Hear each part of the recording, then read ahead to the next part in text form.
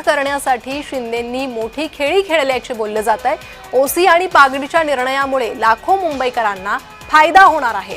निवडणुकांच्या तोंडावर एकनाथ शिंदेंचा हा मास्टर स्ट्रोक आहे का असा प्रश्न उपस्थित होतोय। प्रत्येक घरात सरासरी 3 मतदार पकडले तरी 10 लाख मतदार होतात। त्यांच्यावर प्रभाव टाकणारा हा निर्णय असल्याचं बोललं जात आहे।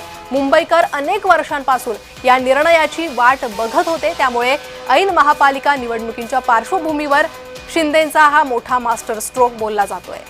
अधिक माहिती या संदर्भात घेणार आहोत। आमचे प्रतिनिधी शुभम उमाळे सध्या आपल्यासोबत जोडले गेले आहे।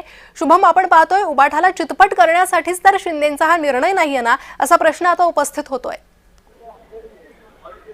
प्रणिता, खरं पाहायला गेलं तर उद्धव ठाकरे शिवसेनेची सत्ता गेले अनेक वर्षांपासून मुंबई महानगरपालिकेवर होती आणि अशामध्येच आता पुन्हा एकदा निवडणुका ज्या आहेत त्या येऊ घातलेल्या आहेत। 31 जानेवारी आधी निवडणुका होणार अशी एक चर्चा आहे आणि अशामध्येच एकनाथ शिंदे यांनी एक मोठी खेळी केलेली दिसून येत आहे।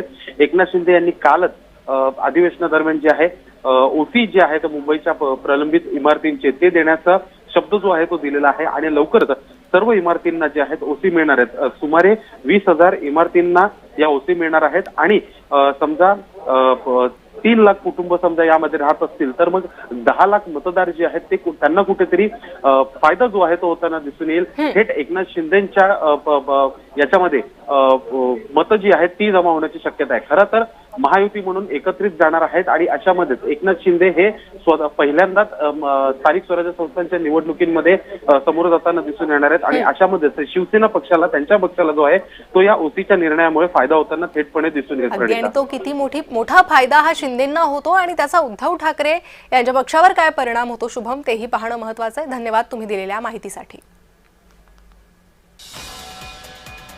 निवडणुकांच्या तोंडावर एकनाथ शिंदेंचा हा मास्टर स्ट्रोक असल्याचं बोललं जात आहे।